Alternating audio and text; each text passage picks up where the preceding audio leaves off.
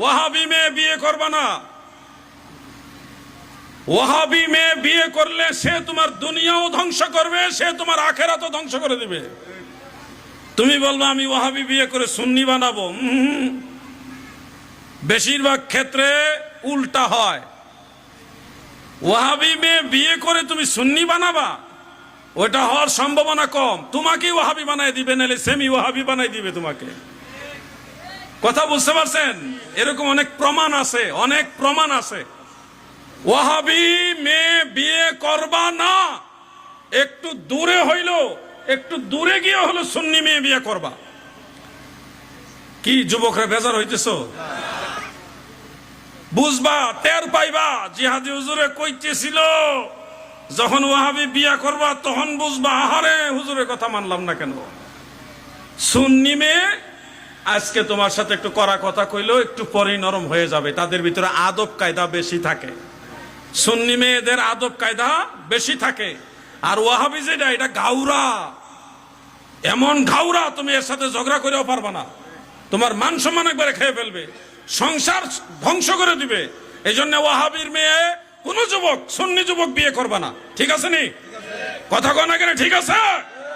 সুন্নি মেয়ে বিয়ে করবা, বিয়ে শাদী করবা, আমরা দাওয়াত দিবা। তো ওয়াহাবি মেয়ে বিয়ে করে আবার দাওয়াত দিও না, খবরদার। ওয়াহাবি মেয়ে যদি বিয়ে করো তাহলে তোমার লস, তোমার ক্ষতি। আমি তোমাকে যা সতর্ক করছি, আজকে আমার কথার মূল্য না বুঝলে ঠিকই সময় হইলে বুঝবা, কিন্তু সময় হারায় বুঝলে তখন আর কাজ হবে না। তোমার কিন্তু সবকিছু শেষ করে দিব। একটা মেয়ে, তুমি যদি আধা সুন্নি আধা ওয়াহাবি হও, আর তোমার ওয়াইফ সে যদি কররা সুন্নি হয়, তাহলে ঠিক আছে, চলে।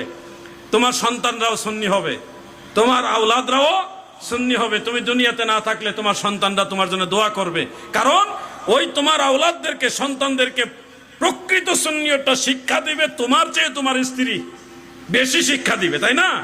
আর তুমি যদি সুন্নি হও আর বিয়ে যদি ওয়াহাবি করো, তোমার বংশানুক্রমে ওয়াহাবি বানাই দিবে। এটা করোনা ভাইরাসের চেয়ে আরো খারাপ। কি আপনারা বেজার হচ্ছেন? ওয়াহাবি মেয়ে বিয়ে করলে তোমার বংশ ধ্বংস করে দিবে, তোমার সন্তানদেরকে ওয়াহাবি বানাবে। তোমার সন্তানরা ওয়াহাবি হইলে তোমার নাতি নাতনি তারাও ওয়াহাবি হবে, তোমার বংশটাই দেশ ধ্বংস করে দিবে। কি রাগ করতেছেন আপনারা? আকীদার গুরুত্ব দিতে হবে। আমার সাথে একটা ছেলে থাকতো, ময়মনসিংহ বাড়ি, নাম কব না, অল্প কয়েকদিন ছিল, অল্প কয়েকদিন। সে আমার সাথে একদিন বললো, হুজুর বিয়ে শাদী করতে বাপ মাই বলতেছে।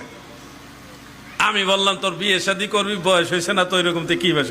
আমরা এলাকায় আমার সমবয়সী সব বিয়ে শাদী করে বাচ্চা কাচ্চা হয়ে গেছে, আমি শুধু বাকি আছে। আমারে সবাই দামরা কয়। কি কয়? দামরা কয়। হুজুর আপনি অনুমতি দিলে বিয়ে করতাম। আমি তখন কইলাম, সুন্নি মেয়ে বিয়ে করবি? কয়েকটা মেয়ে আছে, এটা পুরাপুরি সুন্নি না। তা আমি গেলাম, যাচাই বাছাই করে বিয়ে করবি। পরে বিয়ে করছে যেটা, এটা ওয়াহাবি। এটা কি? এখন ফোন দিয়া দিয়ে আমার কাছে কান্দে, ও হুজুর ভুল করে লাইছি, এই সমস্যা ওই সমস্যা, মিলাদ পড়া দেখতারে না, মুনাজাত দেখতারে না, মাজার জিয়ারত দেখতারে না, এটা লয়ে বড় সমস্যা আছে। কয়দিন পরে পরে জায়গা, মানে কি একটা জাহান্নামের মধ্যে আছে সে, তার নিজের ঘরে সে জাহান্নামে আছে। এই জন্য আমি যুবকদেরকে উপদেশ হিসেবে বলছি, ওয়াহাবি মেয়ে বিয়ে করা যাবে। কথা কি বুঝতেছো আমার? ওয়াহাবি মেয়ে বিয়ে করা যাবে। যাচাই বাছাই করবা, যাচাই বাছাই করবা। সুন্নি মেয়ে বিয়ে করবা, দেখবা তোমার যত্ন করব, সেবা যত্ন করব, তোমার খোঁজ খবর ভালো নিব, তোমার অসুস্থতার সময় সেবা করব, তোমার সন্তানদেরকে বড় আদর করে নবীর দুরুদ সালাম শিখাইব। ওই শিশুকালে দেখবা কোলে নিয়ে তোমার সন্তানকে নবীর গান গায়া গায়া বড় করবে, ঘুম পাড়াবে। এরকম মেয়ে বিয়ে করবা যে তোমার সন্তানকে নবীর দুরুদ শিখাবে, নবীর সালাম শিখাবে। মিলাদুন নবীর চাঁদ দিয়ে যেই মা তার সন্তানকে সুন্দর কাপড় চোপড় পরিয়ে সবুজ পতাকা দিয়ে বলবে, যাও বাবা, এটা আমার নবীর মিলাদের মাস, তুমি গিয়ে জশ্নে জুলুসে অংশগ্রহণ করো। যেই মা সন্তানকে নবীর মিলাদের জশ্নে জুলুসে পাঠায়, ওই ধরনের মেয়েদেরকে বিয়ে করবা।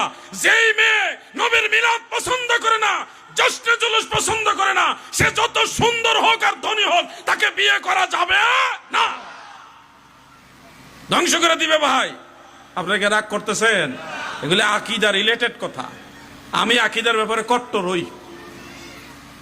আমারে পছন্দ হইলেও হইতে পারে, নাও হইতে পারে, কিন্তু আকীদার ব্যাপারে আমি খুব কট্টর। আমি আমার আগে যে দরবারে আসিলাম, বড় দায়িত্বে আসিলাম, দরবার ছেড়ে দিছি শুধু আকীদার কারণে। তো এই জন্য আপনাদেরকে আমি সচেতন করব, এই আকীদার বিষয়গুলো আপনারা গুরুত্ব দিবেন।